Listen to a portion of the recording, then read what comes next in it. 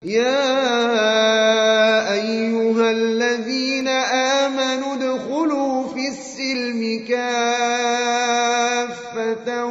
ولا تتبعوا خطوات الشيطان إنه لكم عدو مبين. Kita melihat yang salah satu tafsir dari ayat Allah Subhanahu wa taala yang terdapat dalam surah Al-Hujurat ayat 6. A'udzu billahi minasyaitonir rajim. Ini yang kita katakan ayat-ayat Allah ini tidak lekang oleh panas dan tidak lapuk oleh hujan. Dia menjadi penawar di segala keadaan, dimanapun dan kapanpun. Al-Quran ini selalu menjadi obat dan dia tidak pernah error. Al-Quran itu nggak pernah error. Yang error itu kita. A'udzu billahi minasyaitonir rajim. Ya ayyuhalladzina amanu in ja'akum fasiqun binaba'in fatabayyanu in ja'akum fasiqun binaba'in fatabayyanu an tusibu qauman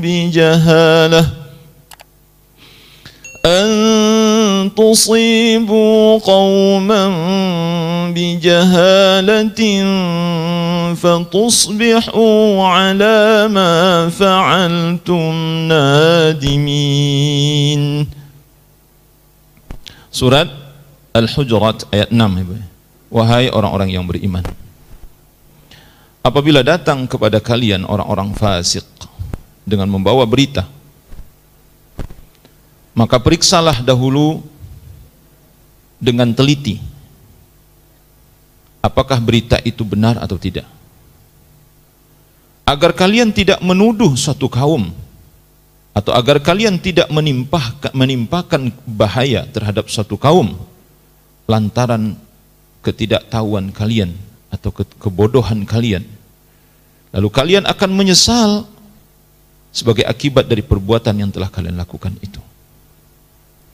Ibu bin rahmati Allah Subhanahu wa taala, mari kita pahami secara teks dulu ayat ini. Wahai orang-orang yang beriman, kata Allah, jika datang kepada kalian orang fasik membawa naba adalah berita penting. Naba itu bukan berita biasa. Bahkan dalam Al-Quran, dalam surah An-Naba, amma yatasaalun 'anin naba'il 'azim, 'anin naba'il 'azim. Naba itu apa, Ibu? Apa tafsirannya itu? Itu pemberitaan tentang hari kiamat. Berita tentang hari kiamat. Akan datangnya hari kiamat, huru-hara hari kiamat, akan ada surga, akan ada neraka. Naba'ul azim. Naba, berita penting.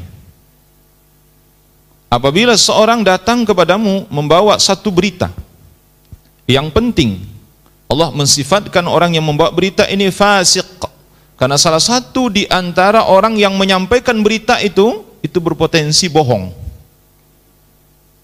berpotensi menambah-nambahi, berpotensi mengurangi, berpotensi membumbu-bumbui berita. Maka apapun bentuknya, penambahan, pengurangan, pembumbuan yang dia lakukan itu namanya fasik, fusuk, kefasikan, sebuah pelanggaran. Fatabayyanu, maka periksalah pemberitaan itu, kata Allah Subhanahu wa taala. Teliti terlebih dahulu, cari tahu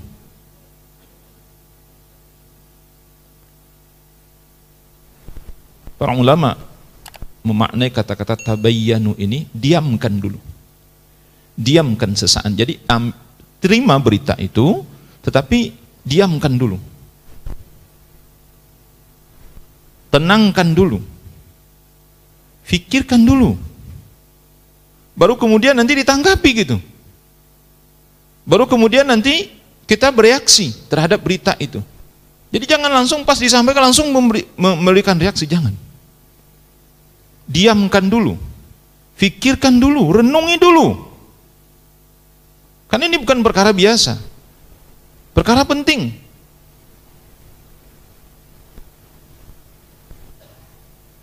Nah, disebut perkara penting di situ an-naba, disebut kalau para ulama karena menyangkut apa? Menyangkut dengan kehormatan seseorang, menyangkut dengan darah seseorang, menyangkut dengan harta benda seseorang. Ini disebut dengan penting di situ. Ibu-ibu yang rahmati Allah Subhanahu wa taala, Rasulullah sallallahu alaihi wasallam telah mengharamkan bagi seorang muslim terhadap muslim lainnya. Apa yang diharamkan? Merusak kehormatan mereka, merusak menumpahkan darah mereka, merampas hak harta mereka. Pada haji wada' dipesankan oleh Nabi sallallahu alaihi wasallam 3 perkara ini. Pada hari ini kata Nabi sallallahu alaihi wasallam, diharamkan darah terhadap sesama kalian, diharamkan merusak kehormatan di tengah-tengah kalian, dan diharamkan mengambil harta dengan cara yang tidak hak di antara kalian. Ini perkara penting gitu.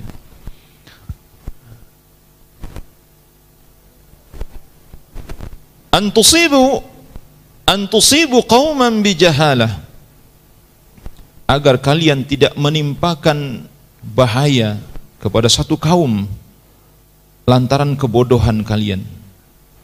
Jadi jangan sampai kalian menimpakan satu bahaya kepada satu kaum lantaran kalian nggak tahu gitu. Jadi jangan sampai pemberitaan ini diterima kemudian kita langsung mengambil keputusan, dan keputusan yang kita ambil itu tanpa difikir dulu, langsung kita ambil keputusan yang kita ambil itu ternyata membinasakan orang lain, atau membahayakan nyawa orang lain, atau membahayakan kehormatan orang lain, harta orang lain. Fatusbihu ala ma fa'altum nadimin, maka kalian akan menyesal. Kalian akan menyesal dengan apa yang sudah kalian lakukan. Ini Allah Ta'ala menyebutkan dalam surah Al-Hujurat ayat 6. Ibu-ibu rahmati Allah Subhanahu wa taala, Imam Ibnu Katsir rahimahullahu taala menyebutkan dalam kitab tafsirnya, mengutip beberapa riwayat, tapi menyebutkan satu riwayat yang paling baik, ya. Menyebutkan satu riwayat yang terbaik dari Imam Ahmad bin Hanbal rahimahullahu taala. Ini sebagai asbabun nuzul dari ayat ini. Asbabun nuzul, sebab turunnya ayat ini, yakni terjadi pada sahabat yang mulia yang bernama Haris atau Al-Haris Ibnu Dirar Al-Khuza'iyah. Al-Haris bin Dirar Al-Khuza'iyah, beliaulah yang menceritakan tentang kejadian, beliaulah yang mengalami peristiwa ini, sehingga kemudian Allah Ta'ala menurunkan ayat 6 surah Al-Hujurat ini. Harith bin Dirar Al-Khuza'iyah radhiyallahu an, beliau ini berasal dari Bani Mustaliq, jadi suku Bani Mustaliq. Anak beliau bernama Juwairiyah. Juwairiyah ini siapa, Ibu? Juwairiyah. Siapa Juwairiyah? Nggak kenal, Ibu? Kenapa Ibu nggak kenal? Saya mau tanya. Saya tuntut Ibu, kenapa Ibu nggak kenal dengan Juwairiyah? Juwairiyah ini istri Rasulullah sallallahu alaihi wasallam. Nah, kenapa ibu nggak kenal? Kalau dia sahabat-sahabat biasa nggak begitu terkenal, saya nggak nanya sama ibu. Juwairiyah ini istri Rasulullah sallallahu alaihi wasallam. Juwairiyah binti Al-Harith bin Dirar Al-Khuza'iyah, kepala suku Bani Mustaliq. Jadi ini mertua Rasulullah sallallahu alaihi wasallam. Imam Ahmad bin Hanbal rahimahullahu taala menyebutkan dalam riwayat itu, ini saya sebutkan urutan apa yang disebutkan oleh Imam Ahmad bin Hanbal. Kami diberitahu oleh Muhammad bin Sabiq. Beliau berkata, aku diberitahu oleh Isa ibnu Dinar. Beliau berkata, aku diberitahukan oleh ayahku bahwa beliau mendengar langsung penuturan dari Al-Harith ibnu Dirar Al-Khuza'iyah radhiyallahu anhu. Al-Harith mengatakan, aku mendatangi Rasulullah sallallahu alaihi wasallam, kemudian beliau mengajakku masuk Islam. Kemudian aku menerima Islam. Ini kata Al-Harith bin Dirar. Aku datang kepada Rasulullah sallallahu alaihi wasallam ke Madinah, kemudian Rasulullah mengajakku masuk Islam. Kemudian aku menerima Islam. Setelah itu kata Al-Harith, wahai Rasulullah sallallahu alaihi wasallam, aku akan pulang ke ke kampungku, dan aku akan mengajak kaumku untuk masuk Islam, dan aku akan perintahkan orang-orang kaya di tengah-tengah mereka untuk mengeluarkan zakatnya. Silahkan Tuan mengirimkan utusan untuk menjemput zakat ke Bani Mustaliq. Maka telah ditentukan oleh Nabi SAW dan disebutkan kepada Harith bin Dirar, aku akan mengirimkan utusan di waktu ini, di bulan ini, mungkin di bulan ini gitu, ditentukan. Kemudian ketika dia pulang kampung halamannya, dia mendakwahkan Islam, dan dengan takdir Allah Subhanahu wa taala baninya menerima Islam. Bani Mustaliq itu menerima Islam yang disampaikan oleh Al-Harith bin Dirar Al-Khuza'i radhiyallahu an pada saat itu. Dan betul dia menepati janjinya. Dia perintahkan kepada orang-orang kaya dari baninya itu mengeluarkan zakat. Karena konsekuensi menjadi seorang muslim itu wajib mengeluarkan zakat bagi yang sudah memiliki harta sampai 1 nisab, 1 haul. Dikumpulkanlah harta zakat itu. Kemudian setelah harta zakat itu kumpul dan tiba waktunya, Al-Harith radhiyallahu an menunggu utusan Nabi sallallahu alaihi wasallam. Ditunggu-tunggu, utusan ini enggak datang. Sampai lewat waktunya. Maka Al-Harith radhiyallahu an itu berkata, ada apa ini? Kenapa utusan Rasulullah sallallahu alaihi wasallam tidak datang? Mungkin Allah murka. Mungkin Allah dan Rasulnya telah murka kepada kita, sehingga Allah Subhanahu wa taala, sehingga Nabi sallallahu alaihi wasallam tidak jadi mengutus utusannya. Karena kata Harith bin Dirar radhiyallahu anhu, bukanlah sifat bagi Nabi sallallahu alaihi wasallam tidak menepati janji. Jadi beliau tahu betul setelah masuk Islam atau sebelum beliau masuk Islam, orang-orang kafir yang mengelilingi Madinah itu sudah tahu kalau Nabi sallallahu alaihi wasallam adalah orang yang tidak suka ingkar janji. Beliau adalah orang yang selalu menepati janji. Nabi sallallahu alaihi wasallam selalu jujur ya dengan apa yang dikatakan oleh beliau, dan itu diketahui termasuk orang-orang kafir yang ada di sekitar Madinah itu. Ketika dia masuk Islam, semakin dia mengetahui ketika melihat wajah Rasulullah sallallahu alaihi wasallam, maka beliau katakan, bukanlah sifat, ini bukan karakter Nabi sallallahu alaihi wasallam tidak menepati janji. Ada apa ini sebenarnya? Mungkin Allah murka kepada kita. Akhirnya apa? Akhirnya dia kumpulkan orang-orang kaya atau tokoh-tokoh yang tadi telah mengeluarkan zakat itu, berikut dengan harta zakat itu. Ayo kita bawa harta zakat ini, kita serahkan langsung kepada Rasulullah sallallahu alaihi wasallam di Madinah. Ternyata ibu-ibu rahmati Allah, ini menurut riwayat Imam Ahmad disebutkan, Rasulullah sallallahu alaihi wasallam itu sudah mengutus seorang utusan yang bernama Walid bin Uqbah bin Abi Mu'aid. Walid bin Uqbah bin Abi Mu'aid. Ini nama utusan Nabi sallallahu alaihi wasallam. Ini sahabat Nabi sallallahu alaihi wasallam radhiyallahu anhu. Yang disebutkan Walid bin Uqbah bin Abi Mu'aid ini, dia belum lama masuk Islam. Belum begitu lama masuk Islam. Kemudian sudah dipercaya oleh Nabi sallallahu alaihi wasallam menjadi amil. Itu disebut dengan amil itu Ibu ya. Jadi Nabi sallallahu alaihi wasallam mengutus amil gitu, amil. Itu amil zakat, inilah yang berhak mendapatkan 1/8 dari harta zakat itu. Jadi amil itu adalah orang-orang yang diperintahkan oleh Nabi sallallahu alaihi wasallam untuk menjemput zakat kepada orang-orang kaya. Nah, orang ini nanti berhak mendapatkan 1/8 amil itu. Ternyata Walid itu tidak sampai ke Bani Mustaliq dan tidak bertemu dengan Harith bin Dirar radhiyallahu anhu. Kenapa? Disebutkan dia takut. Jadi Walid bin Uqbah ini takut. Kenapa takut? Disebutkan oleh para ulama.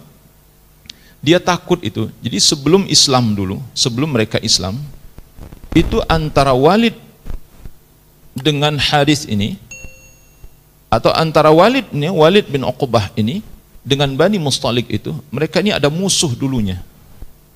Ada permusuhan. Sehingga Al-Walid takut ini, jangan-jangan nanti kalau dia datang ke Bani Mustaliq dia dibunuh gitu. Ini pikirannya pada saat itu. Akhirnya apa? Tidak jadi dia pergi ke Bani Mustaliq itu. Dia tidak jadi datang kepada Harith bin Dirar. Padahal dia utusan Nabi sallallahu alaihi wasallam. Akhirnya dia balik kepada Nabi sallallahu alaihi wasallam. Ya tentu tidak ketemu dengan Harith. Sementara Harith radhiyallahu anhu menunggu kedatangan utusan Rasulullah sallallahu alaihi wasallam dan tidak mengetahui sebenarnya. Walid bin Uqbah ini pun tidak dikenal sebenarnya oleh Harith. Dia tidak mengenal siapa orang ini. Nah, kemudian kembali kepada Nabi sallallahu alaihi wasallam. Setibanya di hadapan Rasulullah sallallahu alaihi wasallam, Walid membuat pengakuan. Ibu-ibu yang dirahmati Allah. Apa pengakuannya? Ya Rasulullah, Harith bin Dirar Al-Khuzai, dia mengingkari janjinya, tidak mau membayar zakat. Bahkan dia mengancam ingin membunuhku. Ini kata Walid bin Uqbah. Ibu-ibu perhatikan, ini riwayat sahih dikemukakan oleh para ulama. Ini bahaya atau tidak ini? Sangat bahaya kan? Sangat bahaya gitu. Jadi Walid bin Uqbah mengarang cerita di hadapan Nabi sallallahu alaihi wasallam. Dia katakan, "Ya Rasulullah, Harith bin Dirar dia mengingkari janji dan tidak mau membayar zakat. Bahkan dia ingin mengancam membunuhku. Makanya aku lari." Mendengar pemberitaan ini Rasulullah sallallahu alaihi wasallam langsung mengirim pasukan, disebutkan. Jadi Nabi sallallahu alaihi wasallam mengirim pasukan untuk mencari tahu gitu. Kalau memang benar ini yang dilakukan oleh Harith bin Dirar, maka lakukan penyerangan. Jadi biasanya sebelum penyerangan itu, ibu-ibu yang dirahmati Allah, Rasulullah sallallahu alaihi wasallam selalu memerintahkan kepada komandan pasukan untuk menanyakan apakah benar apa ini terjadi, ini terjadi. Jadi diklarifikasi dulu. Nabi sallallahu alaihi wasallam mengirimkan pasukan. Akhirnya di tengah jalan bertemulah antara pasukan utusan Rasulullah sallallahu alaihi wasallam ini dengan Harith bin Dirar, dengan pemuka-pemuka kaumnya pada saat itu. Di jalan, apa kata pasukan Rasulullah? Ini dia nih Harith nih. Ini dia nih Harith nih. Kata Harith, ada apa? Siapa yang telah mengutus kalian? Dan untuk apa kalian diutus? Kata sahabat-sahabat yang diutus oleh Nabi sallallahu alaihi wasallam ini, kami diutus oleh Rasulullah sallallahu alaihi wasallam dan ingin memerangi kamu. Karena engkau telah mengingkari janji, tidak mau mengeluarkan zakat dan bahkan ingin membunuh utusan Rasulullah sallallahu alaihi wasallam. Apa kata beliau? Demi Allah. Itu bohong, demi Allah. Demi Allah. Demi yang telah mengutus Rasulullah sallallahu alaihi wasallam dengan hak. Sungguh utusan Rasulullah itu tidak sampai ke negeri kami. Sungguh utusan Rasulullah SAW tidak bertemu dengan saya dan dengan kaum saya. Kami tidak tahu ada utusan Rasulullah. Tidak ada utusan Rasulullah yang datang ke Bani Mustaliq. Kemudian terjadilah dialog, tenang, akhirnya kembali. Dan Harith bin Dirar bersama orang-orang kaya mengeluarkan zakat itu, membawa harta zakatnya ke Madinah. Karena itu niatnya gitu. Karena harta zakat ini harusnya dibawa oleh utusan Rasulullah SAW, tapi karena utusan itu tidak datang, mereka yang membawa zakat itu sendiri kepada Nabi SAW ke Madinah. Setibanya di Madinah, Nabi SAW menanyakan hal ini kepada Harith bin Dirar radhiyallahu an. Wahai Harith, benarkah apa yang dikatakan oleh Walid bin Uqbah bahwa engkau tidak mau mengeluarkan zakat dan bahkan engkau mengancam ingin membunuhnya? Harith bin Dirar kembali bersumpah, demi Allah yang telah mengutus engkau dengan hak ya Rasulullah sallallahu alaihi wasallam, sungguh Walid bin Uqbah aku tidak melihatnya. Walid bin Uqbah tidak sampai ke Bani Mustaliq. Walid kami tidak melihatnya. Kan itu sangat aneh gitu, sangat aneh. Kenapa ini bisa terjadi gitu? Akhirnya dengan kejadian itu Allah Subhanahu wa taala menurunkan ayat 6 dari surah Al-Hujurat ini. Allah turunkan ayat 6 ini. Ibu-ibu yang dirahmati Allah Subhanahu wa taala. Allah katakan, wahai orang-orang yang beriman, jika datang kepada kalian orang fasik membawa berita, maka telitilah berita itu agar kalian tidak menimpakan satu bahaya kepada satu kaum lantaran kebodohan kalian, lantaran ketidaktahuan kalian, sehingga kalian akan menyesal dengan apa yang telah kalian lakukan. Ibu-ibu yang dirahmati Allah Subhanahu wa taala. Kalau seandainya pasukan Rasulullah sallallahu alaihi wasallam misalnya langsung menyerang, apa yang terjadi, Bu? Maka pembunuhan yang terjadi. Ibu-ibu yang dirahmati Allah Subhanahu wa taala. Nah, disinilah pentingnya kita tabayyun. Dengarkan berita yang disampaikan, tetap ya. Karena kalau kita nggak mau dengar juga nanti susah juga. Tetap kita dengarkan berita yang disampaikan. Jadi tabayyun itu dengarkan apa yang disampaikan, kemudian tenangkan dulu berita itu, fikirkan dulu, renungi dulu, cari tahu dulu, cross check dulu, tanya dulu, kian kemari ini benar apa tidak. Baru kemudian setelah itu kita mengambil kesimpulan. Ini penting sekali. Inilah yang diajarkan oleh Allah Subhanahu wa taala kepada Nabi Muhammad sallallahu alaihi wasallam. Tak tanggung-tanggung, ini kan terjadi pada sahabat Nabi sallallahu alaihi wasallam. Bukan orang biasa, ini sahabat Nabi sallallahu alaihi wasallam. Nah, tapi rasa takut yang ada pada diri Walid bin Uqbah tadi itulah yang membuat dia berbohong. Subhanallah. Ya, kita tidak tahu ya apa ini satu-satu alasan yang membuat dia berbohong di hadapan Nabi sallallahu alaihi wasallam atau ada alasan lain gitu. Tapi disebutkan dia ketakutan ya, karena takut dengan Bani Mustaliq, karena dulu di zaman jahiliyah dia memiliki masalah dengan Bani Mustaliq ini, sehingga ketika Nabi SAW mengutus beliau ke Bani Mustaliq ini, itu ketakutan itu muncul gitu. Daripada dia terancam terbunuh, lebih baik dia berbohong kepada Nabi SAW pada saat itu. Maka Allah Subhanahu wa taala mensifati manusia, ini sifat manusia secara umum. Sifat manusia secara umum itu ada yang disebut dengan fasik, fusuk. Fasik itu ada yang menterjemah para ulama dengan pelanggaran yang dilakukan oleh seseorang padahal dia tahu kalau ini mengandung dosa. Pelanggaran yang dilakukan oleh seorang padahal dia tahu kalau ini adalah dilarang oleh Allah Subhanahu wa taala dan Rasulnya, itu disebut fasik. Maka termasuk diantaranya berbohong. Sehingga sebagaimana tafsir oleh para ulama, apa yang dilakukan oleh sahabat Walid bin Uqbah di sini itu bentuk kefasikannya adalah bohong. Dia bohong kepada Nabi sallallahu alaihi wasallam. Ibu-ibu yang dirahmati Allah Subhanahu wa taala. Saat ini kita harus berhati-hati. Karena kebohongan lebih banyak dibandingkan di masa Rasulullah sallallahu alaihi wasallam. Kebohongan yang terjadi saat ini atau pemberitaan-pemberitaan yang sampai kepada kita saat ini itu lebih banyak kebohongannya dibandingkan dengan di zaman Rasulullah sallallahu alaihi wasallam. Di zaman Rasulullah sallallahu alaihi wasallam ada berita bohong, tapi itu jumlahnya nggak banyak. Karena di zaman Rasulullah sallallahu alaihi wasallam musuh pada saat itu, musuh Islam itu jelas sekali orang kafir. Berarti berita bohong itu rata-rata datang dari orang-orang kafir. Kemudian yang kedua, musuh dari orang-orang munafik. Maka berita bohong itu datang dari orang-orang munafik pada saat itu. Kalau di tengah para sahabat yang mulia, hampir tidak terdengar adanya pemberitaan bohong. Ini bohong, itu hampir tidak pernah. Dan itu tidak menjadi tradisi di tengah-tengah para, karena para sahabat itulah manusia yang paling jujur setelah Rasulullah SAW. Mereka tidak berani berbohong. Para sahabat itu tidak berani berbohong. Ini kasus sifatnya, Ibu. Jadi kita tidak bisa mengeneralisir ya para sahabat nih, sahabat bohong misalnya, tidak bisa. Maka disebutkan oleh para ulama, Walid bin Uqbah ini pun belum lama masuk Islam.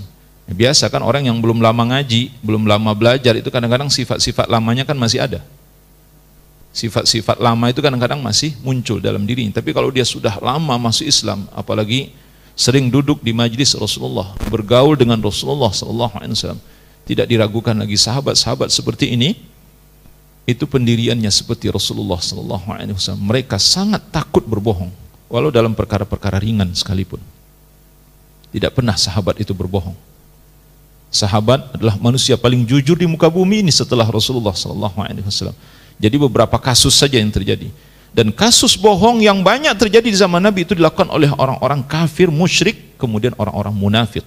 Orang munafik yang paling banyak. Ini kalau ibu kembali kepada sejarahnya, sirah nabawiyah baca itu, siapa yang membuat kebohongan? Itu orang munafik. Kita diingatkan dengan surat An-Nur, mulai dari ayat 11 sampai ayat 25. Apa yang Allah kisahkan di situ? Tentang tuduhan berzina yang ditujukan kepada Ummul Mukminin Aisyah radhiyallahu anha. Siapa yang membuat berita ini? Orang munafik. Nah, ibu-ibu yang dirahmati Allah Subhanahu wa taala. Jadi, apa yang diabadikan oleh Allah dalam Al-Qur'anul Karim yang buruk-buruk itu bukan sifatnya para sahabat. Ini sifatnya adalah sifat orang-orang munafik. Tidak tanggung-tanggung, yang dia fitnah. Berita bohong itu yang dituduh adalah keluarga Rasulullah sallallahu alaihi wasallam, istri Rasulullah sallallahu alaihi wasallam. Kalau wanita yang dituduh itu tidak ada hubungannya dengan Rasulullah sallallahu alaihi wasallam, itu dosanya masih di bawah. Tapi kalau wanita ini adalah istri Rasulullah sallallahu alaihi wasallam, itu dosanya sangat besar. Lebih besar dari dosa besar yang biasa. Menuduh wanita baik-baik telah berbuat zina itu dosa besar, wajib dihukum. Hukum rajam, dihukum cambuk. Didera. Apalagi yang dituduh ini adalah istri Nabi sallallahu alaihi wasallam, enggak tanggung-tanggung. Nah, apa yang terjadi? Ibu-ibu yang dirahmati Allah, pemberitaan ini itu mengguncang Madinah pada saat itu. Sampai-sampai Nabi sallallahu alaihi wasallam tidak menegur Aisyah 1 bulan lamanya. Ibu-ibu kebayang nggak kira-kira itu? Rasulullah itu adalah yang paling sayang kepada Aisyah. Dari semua istri beliau, itu yang paling sayang Nabi adalah Aisyah radhiyallahu anha. Dan istri-istri yang lain itu udah maklum saja, udah mafhum saja kalau Nabi itu paling sayang kepada Aisyah. Sampai-sampai Saudah radhiyallahu anha. Saudah ini siapa itu?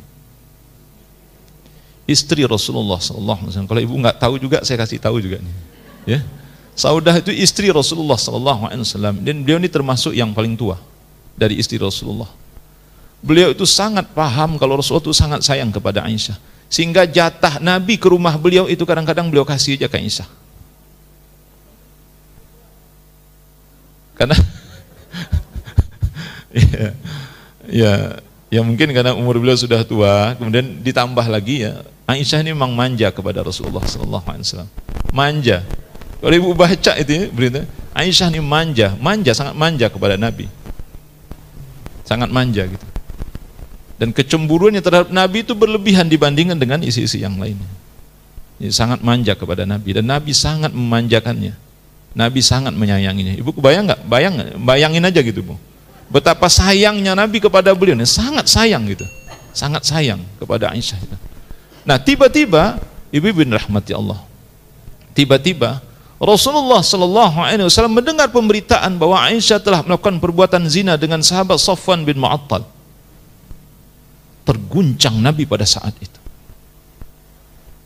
Dengan riwayat yang sahih disebutkan Nabi sampai tidak menegur Aisyah 1 bulan lamanya. 1 bulan lamanya. Orang yang selama ini memberikan, menumpahkan kasih sayang, cinta, kasih sayangnya kepadanya, ini enggak menegurnya sama sekali. Bahkan ketika Aisyah jatuh sakit ya, pada saat Nabi sudah tidak menegur itu, dia jatuh sakit pada saat itu. Karena dia tidak bisa memahami ada apa nih dengan Rasulullah SAW. Kok Rasulullah percaya dengan pemberitaan ini? Nah sebelumnya itu Aisyah radhiyallahu anha disebutkan itu tidak tahu kenapa, bahkan tidak tahu kenapa Nabi tidak menegur beliau. Ya Allah. Jadi sejak dari awal itu Aisyah nggak tahu sebenarnya ini ada apa, karena disebutkan sepulangnya dari Bani Mustalik itu, ini pemberitaan itu riwayatnya menyebutkan Aisyah itu jatuh sakit, sehingga beliau di tempat tidur saja, jadi beliau nggak tahu apa yang terjadi di luar sana gitu. Gonjang ganjing tentang pemberitaan diri beliau telah melakukan perbuatan zina dengan sahabat Safwan bin Mu'attal yang menyelamatkan beliau ketika tertinggal dari pasukan Rasulullah SAW pada saat itu. Kemudian ini diolah oleh Abdullah bin Ubay bin Salul ketika melihat Aisyah radhiyallahu anha ontanya dituntun oleh Safwan bin Mu'attal masuk ke kota Madinah pada pagi hari itu. Dilihat oleh orang banyak, ada apa ini dengan Safwan, dengan Aisyah ini. Rasulullah SAW sudah duluan pulang, kok dia belakangan datang bersama Safwan bin Mu'attal, ada apa ini? Nah inilah berita yang diolah oleh orang-orang munafik, dan mereka membuat tuduhan di sana bahwa Aisyah telah berzina dengan Safwan bin Mu'attal. Ya Allah. Nah ibu baca kembali surah An-Nur ayat 11 sampai 25 itu tafsirannya ibu. Ini maksud saya, baca tafsir di situ. Betapa terguncangnya Madinah, betapa terguncangnya Rasulullah SAW dan keluarga beliau pada saat itu, sehingga Allah Subhanahu wa taala turunkan surah An-Nur ayat 11 sampai 25 itu. Jadi ceritanya di surah An-Nur sampai 25 itu. Urutan ceritanya di situ disebutkan. Sampai-sampai juga berita ini membuat Abu Bakar As-Siddiq radhiyallahu an sampai bersumpah kepada Allah, ya Allah, aku bersumpah tidak akan membantu orang yang selama ini aku tolong, karena ternyata orang yang selama ini aku tolong ikut-ikutan menuduh anakku Aisyah telah berbuat zina. Itu ketika ayat itu ketika ayat itu diturunkan oleh Allah, membuktikan bahwa Aisyah tidak melakukan perbuatan itu. Nah, betapa pentingnya klarifikasi. Dan memang Nabi SAW tidak bertanya kepada Aisyah secara khusus. Nabi tidak bertanya kepada Aisyah, benarkah apa yang kau lakukan itu? Kecuali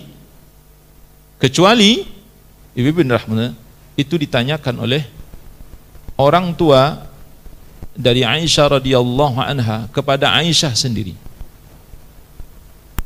Kepada Aisyah sendiri. Ketika ayat tentang membenarkan Aisyah, artinya menampik tuduhan palsu terhadap Aisyah radhiyallahu anha diturunkan oleh Allah itu, sebelum ayat itu diturunkan itu ayah dan ibunya bertanya kepada Aisyah, tapi Aisyah menangis ya.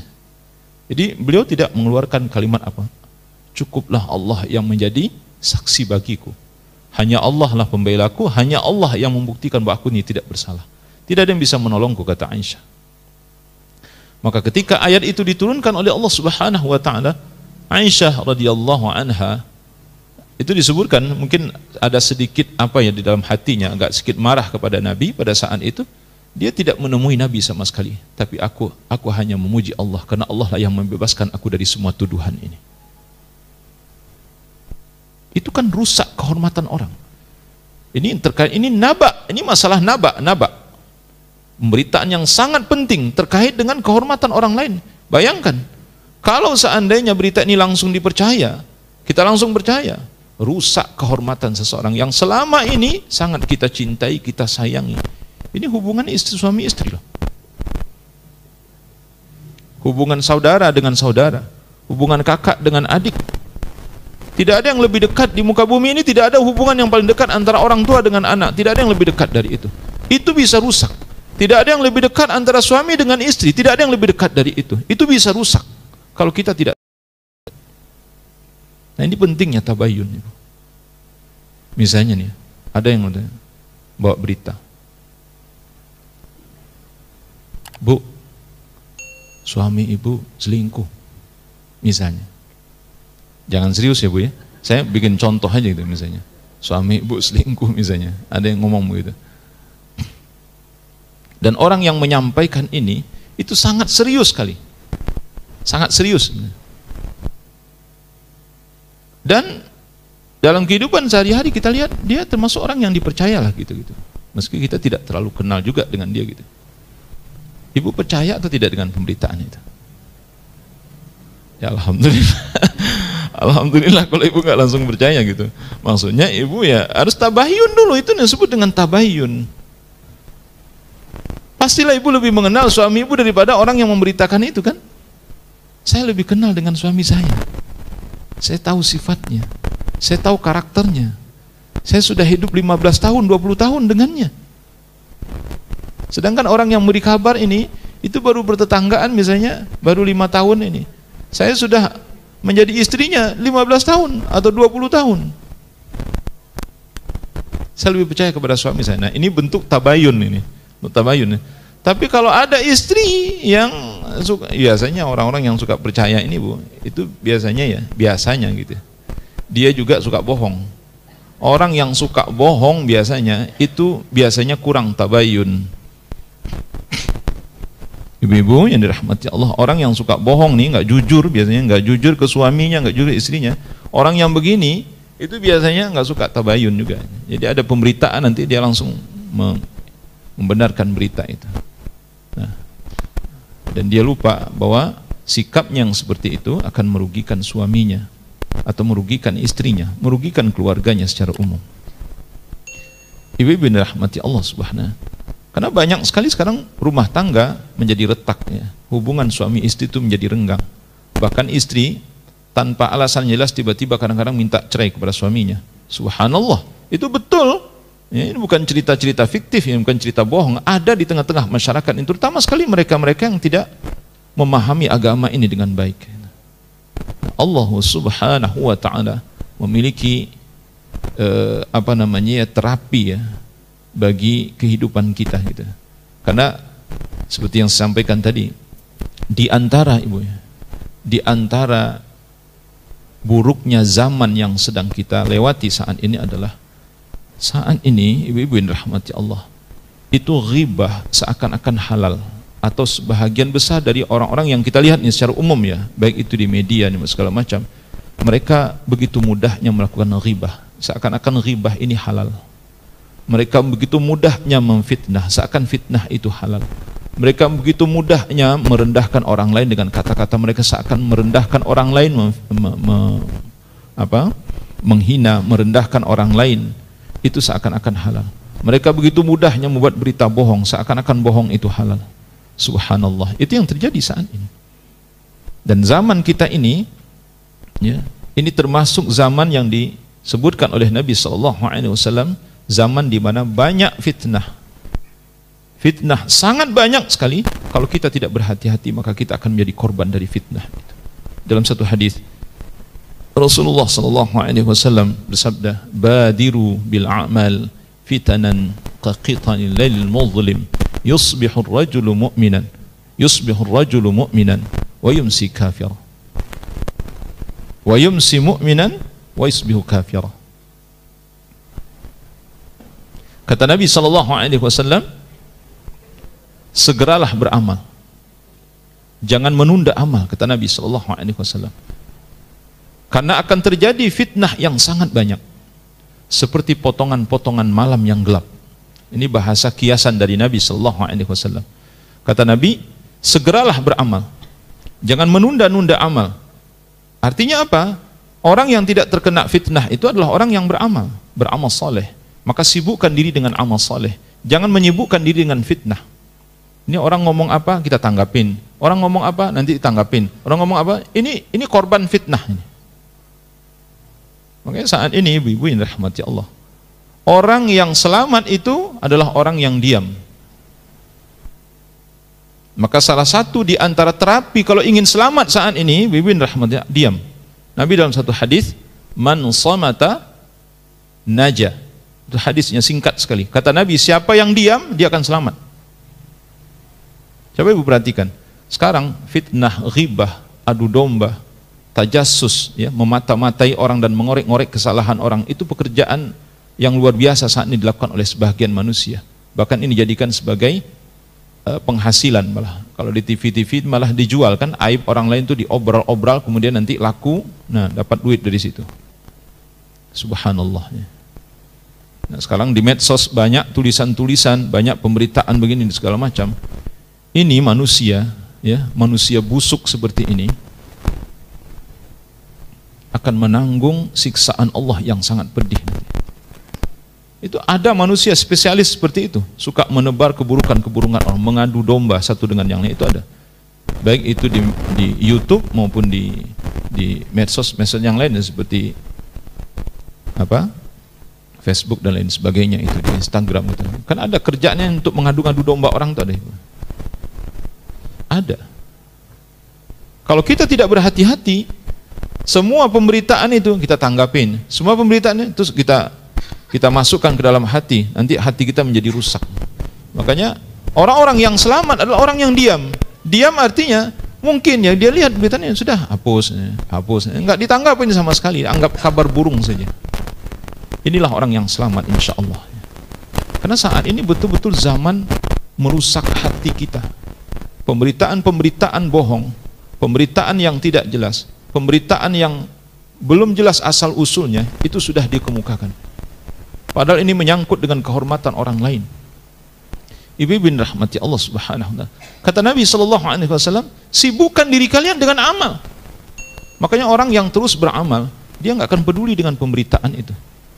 Dia akan mengatakan dalam hati, saya amal ini saja belum saya lakukan, ngapain saya ngurusin ini?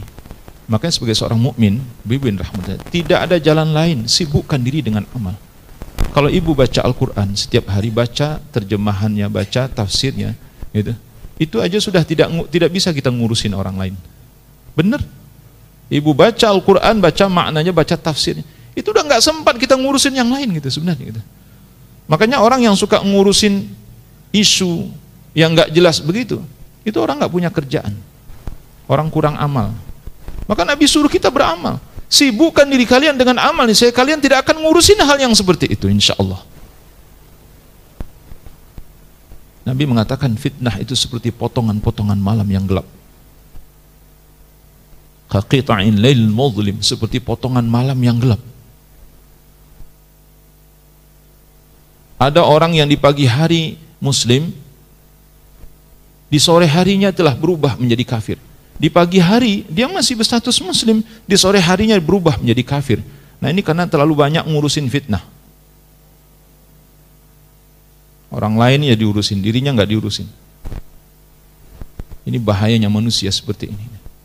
Terlalu peduli dengan apa yang dikatakan oleh orang, tapi dia tidak peduli dengan apa yang dikatakan oleh Allah.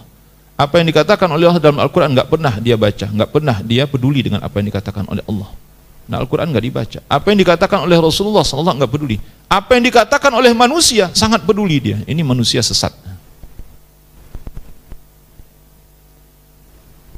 Ada yang di sore hari masih mukmin, kata Nabi, Muslim. Di sore hari, di pagi, keesokan paginya dia telah berubah menjadi kafir. Dia ngurus ini. Berarti ini Nabi menyebut dari pagi sampai sore. Berarti ada orang dari pagi sampai sore itu ngurusin fitnah.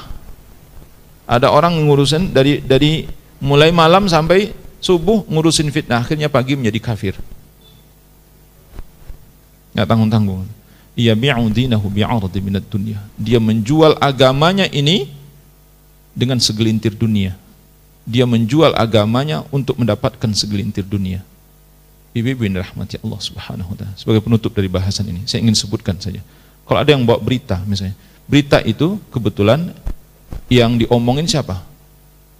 Ulil amri, pemimpin yang diomongin di dalam berita itu. kemudian langsung kita percaya pemberitaan, ternyata pemberitaan itu tidak benar tentang ulil amri itu dosanya kecil atau besar? Dosa besar, Ibu. Karena pemimpin itu wajib kita menjaga wibawanya sebagai rakyat. Ini dalam pelajaran yang dikemukakan oleh para ulama, ini prinsip dari Ahlus Sunnah wal Jamaah. Kita tidak boleh merusak kehormatan ulil amri dengan menebar berita bohong terhadap diri beliau. Nggak boleh. Kalau berita ini misalnya dibawa oleh seorang, itu memberitakan tentang seorang ulama, bisa lebih besar lagi dosanya. Karena kalau kita langsung menerima pemberitaan itu tanpa tabayun, kemudian kita percayai, dan pemberitaan ini ternyata berbentuk kesalahan dari seorang ulil amri, pasti kita nggak percaya lagi pada ulil amri. Pasti doa kita nggak ada lagi yang baik terhadapnya. Pasti kebencian muncul dalam diri kita terhadap ulil amri. Pasti kita. Pasti benci, kebencian yang ada gitu. Ya. Dan bahkan kalau ada doa itu doa keburukan yang keluar dari mulut kita. Padahal ini nggak boleh dalam Islam. Kalau dia seorang ulama, taruhlah kalau sekarang ini, kayaknya kalau di Indonesia ini nggak ada ulama deh. Yang ada kiai, ustadz. Itu. Nah, kalau dia seorang kiai atau ustadz misalnya, dia telah menyampaikan pelajaran yang banyak kepada kita.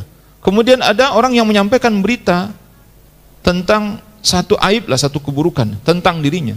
Kemudian langsung kita percayai. Itu secara otomatis, ibu-ibu yang dirahmati Allah, ilmu yang dia berikan selama ini kepada kita, itu tidak kita anggap lagi gitu. Kita sudah sangat muak melihat wajahnya, mendengar ini. Itu sampai begitunya. Akhirnya kan rusak kehormatan ustadz ini. Ya ini, padahal itu belum tentu benar. Maka cross check dulu. Kalaupun benar misalnya, pasti ada penjelasannya. Maka disebutkan oleh para ulama, kalau yang mengatakan sesuatu itu adalah guru, seorang guru, ulama di tengah-tengah kita gitu, itu ada penjelasannya. Maka cross checknya, jangan kita membuat kesimpulan sendiri. Karena banyak bahasa-bahasa agama ini oleh orang awam nggak paham sebenarnya. Bahasa agama ini orang awam itu nggak paham, Ibu. Harus cross check dulu. Apa maksud Ustadz menyebut kalimat ini? Sebutkan, tanya dulu. Tapi kalau kata-kata yang sudah terang-terang ya, terang-terang kebablasannya, kan ada juga itu Ustadz Kiai ngomong ngawur gitu kan? Ada juga kan? Gitu. Ada yang Ustadz Kiai keblinger, ada juga. Ngomongnya nggak jelas gitu. Walau udah profesor juga ngomong nggak jelas juga gitu. Ya kan? Ada yang begitu gitu. Di negeri antah barantah. Ibu rahmati Allah subhanahu wa ta'ala. Kalau ini menyangkut dengan kehidupan berumah tangga, maka bisa cerai akibatnya. Kalau ini menyangkut hubungan tali darah ayah dengan anak, kakak dengan adik, maka bisa putus hubungan silaturahim antara mereka. Nah, bayangkan itu. Bahkan ujungnya itu bisa berakibat fatal, bisa membunuh orang lain. Ibu-ibu rahmati Allah. Oleh karena itu, Allah subhanahu wa ta'ala protektif ya terhadap diri kita. Jadi kalau kita ingin selamat dan menyelamatkan orang lain, kita tidak ingin menimbulkan madarat dan memadaratkan orang lain, tidak ingin menimbulkan madarat terhadap diri kita dan madarat terhadap orang lain, maka lakukanlah tabayyun dalam hal ini. Maka tabayyun ini adalah konsep Islam yang insya Allah ta'ala akan menyelamatkan diri kita. Ada satu hadis, kata Nabi, at-ta'anni minallah wal ajalatu minasyaitan. Imam Baihaqi meriwayatkan, tenang kata Nabi itu datangnya dari Allah, sedangkan tergesa-gesa itu datangnya dari syaitan. Nah, tenang itu datangnya dari Allah. Oleh karena itu segala sesuatu itu tenang. Kita harus tenang. Kalau tergesa-gesa itu datangnya dari syaitan, dan tidak ada yang tergesa-gesa itu baik. Yang tergesa-gesa itu biasanya tidak baik dan selalu menimbulkan akibat tidak baik.